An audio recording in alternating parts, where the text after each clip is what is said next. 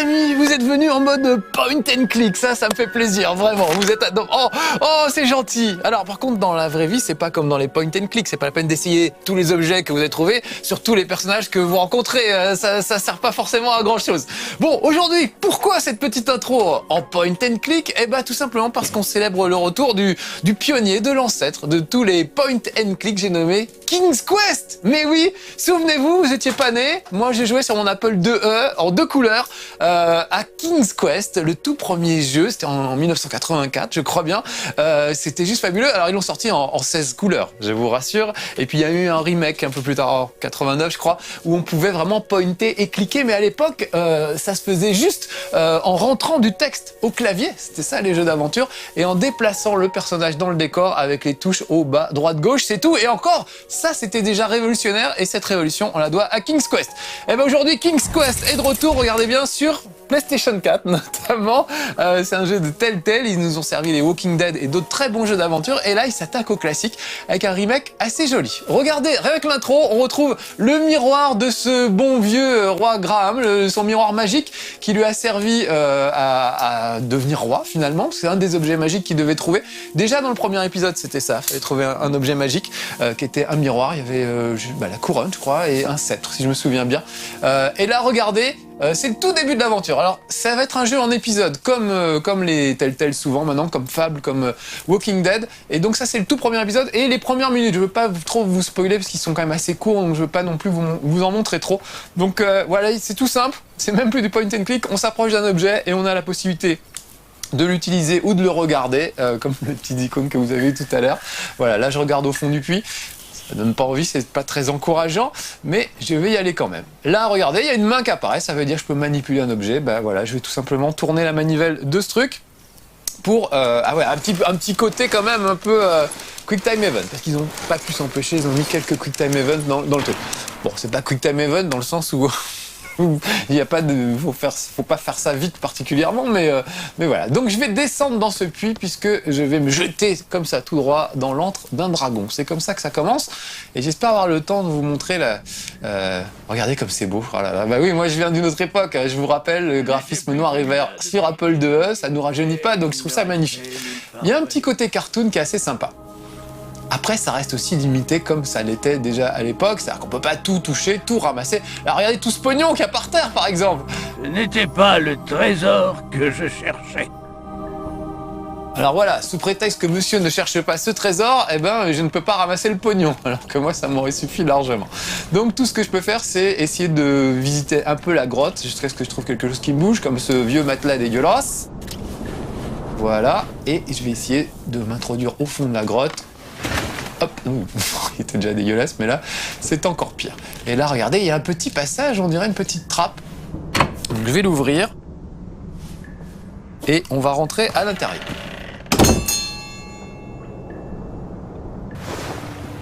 Voilà, alors me voilà dans une grotte. Ce n'était pas comme dans mes souvenirs, mais ça restait assez proche.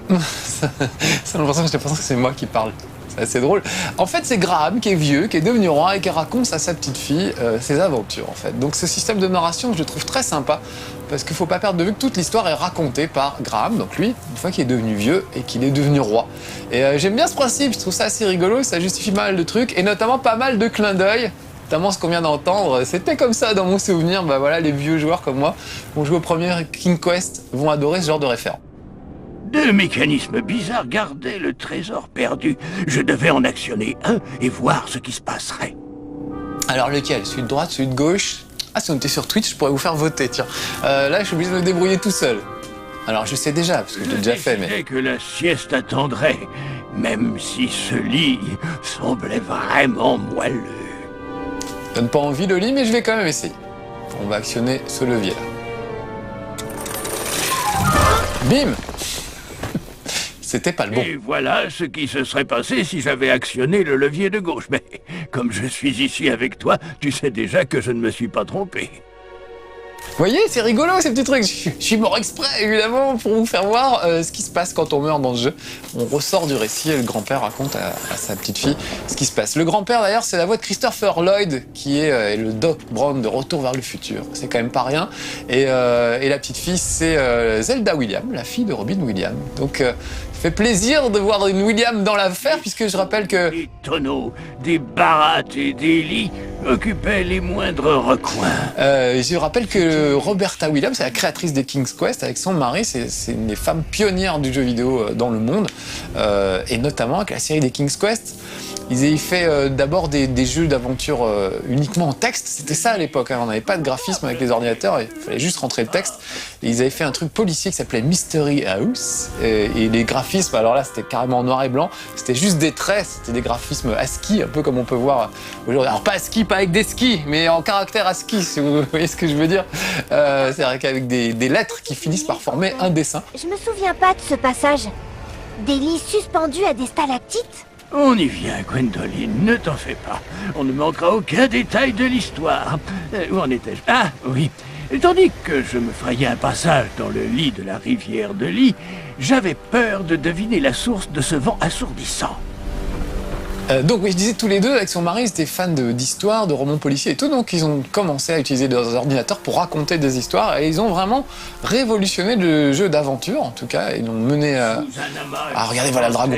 Que de dents et de griffes se trouvait... Le miroir légendaire? Oh, alors tu te rappelles ce bout de l'histoire? Ben, les dragons, c'est ce que je préfère. Tu veux raconter toi-même? Oui. Le roi Édouard m'a envoyé, moi, le plus grand chevalier de Daventry, pour retrouver son miroir perdu. Un colossal et terrifiant dragon. C'était l'ultime obstacle Avant d'obtenir un chapeau brillant pour ma collection. Donc voilà, moi j'ai mis les voix en français, parce que les jeux d'aventure sont pas toujours en français, notamment les Walking Dead au début n'étaient pas en français, c'était sous-titré en français, donc je vous ai mis les voix françaises. Encore une fois, les voix anglaises, il y a vraiment des pointures, donc Christopher Lloyd. Cette machine improbable, mais quelqu'un avait retiré la poignée, créant ainsi un casse-tête saugrenu. Un casse-tête saugrenu. J'aime bien ce genre de petites références au genre. C'est vraiment très drôle parce que voilà, quand on aime le jeu d'aventure comme ça, les vieux point and click, les Day of the Tentacle, les Indiana Jones, Fate of Atlantis et tout, et ben évidemment il y a plein de clins d'œil à ce genre qui sont vraiment sympas et qui sont très très réussis. Alors, les choix sont assez limités. Alors regardez, un autre petit clin d'œil, cette fois à Indiana Jones. Voilà cette cloche qui est reliée à une corde et le bâton dont j'ai besoin est là. Regardez ça, il fait exactement Indiana Jones quand il enlève l'idole dans le temple avant que la grosse boule lui roule dessus. Utiliser mon cerveau pour déjouer le piège. Voilà, c'est ce qu'il appelle utiliser son cerveau, c'est-à-dire qu'il a tiré bêtement sur le truc. Pour trouver une cachette. Voilà, il est caché sous le lit. Pareil, le plus logique, voilà le dragon. Attention, 22, là le dragon. Donc, vous voyez, au niveau des commandes, c'est simplissime. Hein. Je déplace le personnage et j'appuie sur croix pour faire les actions, ou carré pour sortir mon inventaire, mais pour le moment, j'ai pas encore d'objets. Vous aurez évidemment pas mal d'objets au fur et à mesure du truc. Il faudra essayer ce que vous avez fait avec le petit drapeau, le donner à différents personnages. Cette bête à demi aveugle ne m'a pas vu. Ça doit être dur de toucher un œil de dragon avec une flèche. Déjà que j'ai du mal à toucher une botte de foin. En effet, cela demande du talent. Alors c'est assez drôle qu'ils disent ça, parce que si comme moi vous jouez au jeu et qu'après vous refaites la première partie, en tout cas vous refaites le jeu, il y a plein de petits clins d'œil à ce qui va se passer après. Notamment le fait qu'il est complètement nul à l'arc et qu'il sait absolument pas se servir d'un arc. Donc pendant tout le jeu, enfin pendant une bonne partie du jeu, vous allez vraiment pas vous servir de votre arc, ça va être une vraie tannée d'utiliser l'arc. Mais il y a un personnage sympa qui va vous apprendre à l'utiliser. Donc là regardez, je suis allé dans mon inventaire, j'ai chopé le bout de bois, hop, et j'ai réparé cette poulie, donc maintenant je vais pouvoir faire descendre le truc. Bon, on est vraiment au début de l'histoire, c'est plus un tutoriel qu'autre chose pour apprendre à manier tout ça, mais évidemment au fil du jeu, les choix vont être de plus en plus compliqués et il va falloir se creuser la tête pour arriver à résoudre certaines énigmes qui sont un peu plus chiadées que ça. Accroché au mur de la grotte. Alors il n'y a pas, comme dans les Telltale, comme les Walking Dead, etc., il n'y a pas de dilemme moraux comme on peut avoir, enfin pas vraiment. où vraiment on est impliqué émotionnellement. Walking Dead, moi je le rappelle, j'ai chialé à la fin, vraiment, c'était la première fois que ça m'arrivait devant un jeu vidéo. J'ai versé ma petite larme, carrément, on s'attache au personnage, on vit des situations fortes, il y a des choix très douloureux à faire, est-ce qu'il faut sauver truc ou machin, est-ce qu'il faut nourrir les enfants, ou ne se nourrir soi-même, ou nourrir les mecs les plus costauds, enfin, il y avait vraiment des choix qui étaient difficiles dans Walking Dead.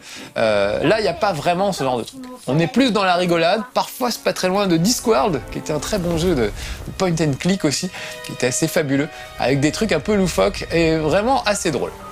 Oh, attention! Voilà un bateau garni de pics. Et au bout, que se passe-t-il?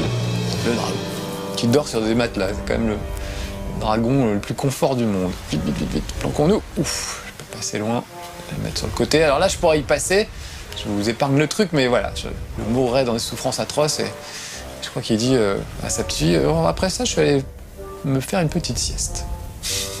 Il ment en plus. Il raconte l'histoire et il ment. Oh, là, j'ai fait un peu de bruit, pas eu le choix, j'ai marché sur des crânes. Donc vous avez vu que le dragon a une flèche dans l'œil, c'est ma faute en fait. Enfin, c'est pas tout à fait ma faute, c'est la faute de mon complice. Et c'est assez marrant de revoir ça une fois qu'on a déjà fait une partie du jeu. C'est bon. Si je m'étais pas planqué, pareil, je me faisais dévorer. Donc je vais essayer, on a 20 minutes à peu près, c'est le temps qu'il faut pour arriver à combattre ce dragon. Ouh là là, j'ai marché un peu là où il fallait pas. Ah là c'est chaud, là c'est chaud. Eh oui, là j'ai fait une petite erreur. C'est une petite erreur. J'ai marché sur...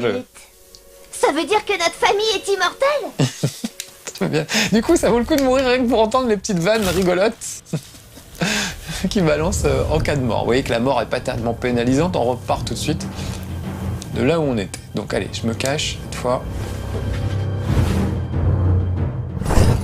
Ok, il a rien vu.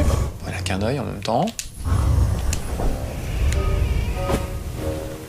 Cette idée de se cacher sous le lit, c'est quand même assez débile, mais bon, c'est une grande tradition aussi du jeu d'aventure, c'est de faire des énigmes absolument débiles. Donc cette fois, je vais marcher très prudemment, voilà, pour éviter de marcher pas sur des brindilles, puisque ce sont des ossements humains. Je le rappelle, ouh, ça fait du bruit, ça va le réveiller, donc je vais me cacher dessous. C'est sa seule stratégie, hein. C'est quand même pas le chevalier comme on le voit d'habitude. C'est un peu un couard, ce bon vieux Sir Grab. Voilà, donc je vous ai dit, moi j'ai mis la VF, vous pouvez, si vous voulez entendre les voix d'origine qui sont vraiment très bien, vous pouvez les mettre en VO. Il y a notamment les voix d'un des acteurs de Princess Bride, qui est un film que je vous recommande. Si vous l'avez pas vu, c'est juste un film génial, qui est sur le même principe, c'est-à-dire un grand-père qui raconte une histoire assez folle, une histoire médiévale à sa petite fille, et elle l'interrompt de temps en temps. Ceux qui avaient conçu ce piège se croyaient très malins, mais j'avais bien l'intention d'accéder rapidement à ce levier. Oui, donc je disais, il y a notamment la voix de certains acteurs de Princess Bride, donc c'est assez intéressant aussi de le voir en anglais. Oh mon Dieu, un cadavre! Alors regardez, il va faire un petit geste parce que ce cadavre est celui de quelqu'un qu'on va rencontrer et qui fait toujours ce petit geste de connivence à chaque fois. Et il a vécu un beau truc avec lui, ils sont déjà venus dans cet antre du dragon tous les deux, et c'est lui qui lui a planté une flèche dans l'œil. Donc c'est assez marrant, une fois qu'on a déjà joué, de revoir ces petites scènes. Avec ces clins d'œil, on s'aperçoit que c'est assez malin finalement. Et c'est ce malheureux chevalier qui nous a appris à tirer à l'arc, qui fait que maintenant, voilà, je peux viser un truc de manière assez précise, et ça se passe plutôt bien. Donc vous avez vu, petite séquence de tir à l'arc, je vise, avec la gâchette je tire. Rien de bien compliqué, mais voilà, il faut aussi un peu d'habileté de temps en temps, il n'y a pas que le cerveau qui compte. Contrairement à ce qu'il dit dans le jeu, il n'arrête pas de dire qu'il faut absolument utiliser son cerveau pour s'en sortir. Et la moitié du temps, il utilise surtout ses muscles. Alors, il y a des trucs assez rigolos, notamment une sorte de compétition de chevaliers. C'est un peu la nouvelle star du chevalier. Vous allez affronter d'autres chevaliers dans des différentes épreuves de force, d'intelligence. Ah, voilà le miroir. Ah, seulement, il dort dessus. Donc, il va falloir trouver quelque chose. Et quelque chose, c'est par exemple cette roue-là. Qu'est-ce que ça fait? C'est un absurde mécanisme d'alimentation permettant à la bête et à son propriétaire de survivre. Alors ça pousse un gros steak surgelé sur le truc et ça l'amène là-bas. Ok. Et si je sonne la cloche, fois que j'enlève d'abord le malheureux qui reste suspendu ici, et ben ça lui donne faim et ça lui donne envie d'aller manger. Très bien. Donc il va falloir que je trouve un moyen de lui subtiliser astucieusement son miroir à ce dragon. Voilà, donc ça c'est que le début, c'est vraiment une toute petite partie, ce que je vous fais voir là. Je resserre un deuxième steak, tiens, allez.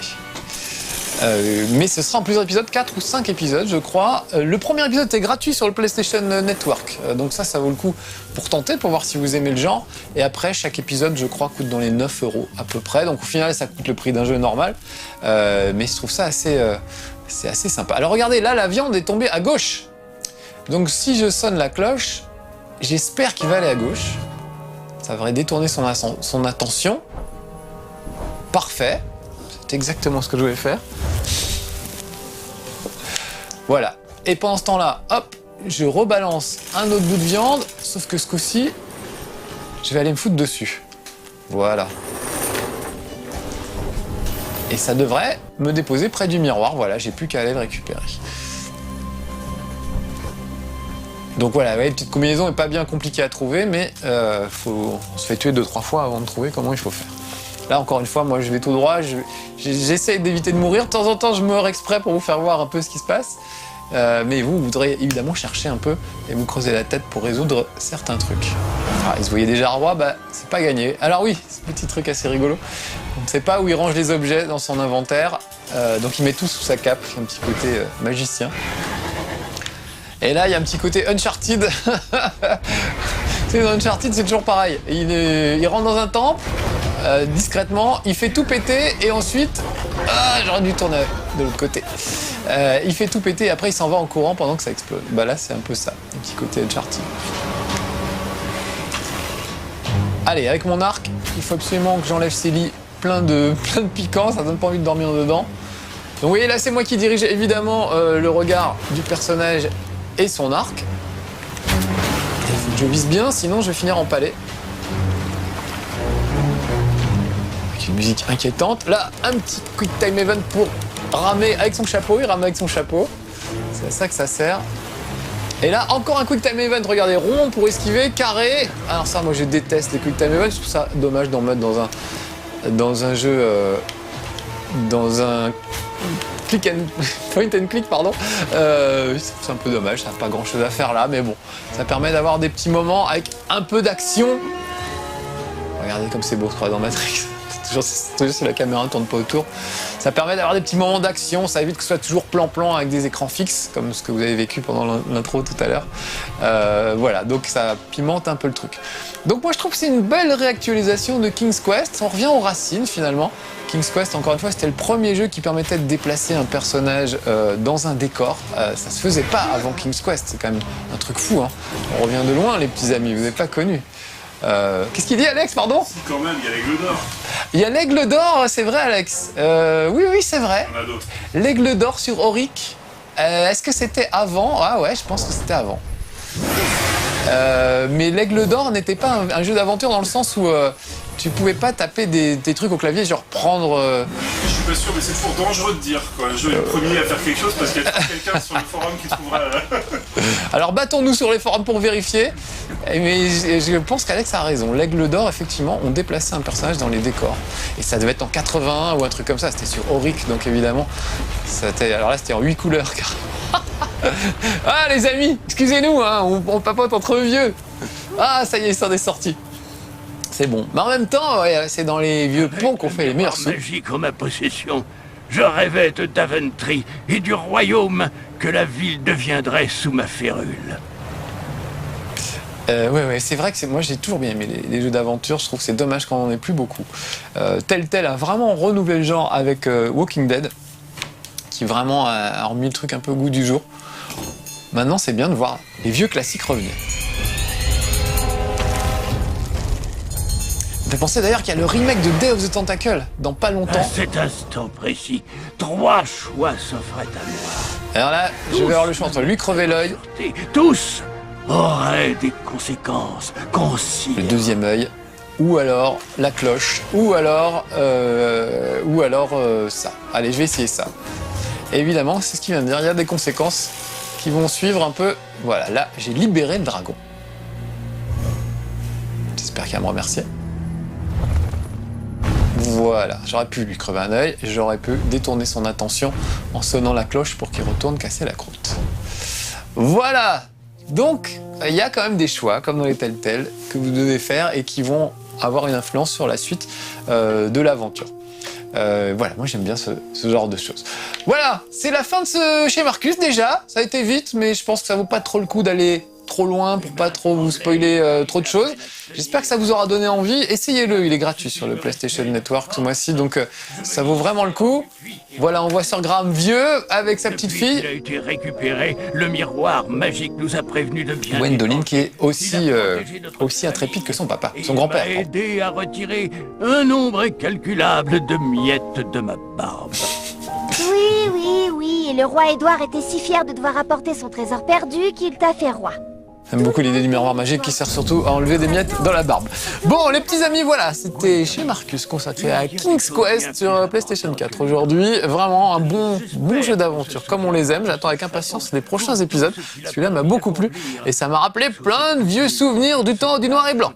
Même du noir et vert, pour vous dire. Allez, à bientôt pour de nouvelles aventures et peut-être jeux d'aventure. Soyez sages.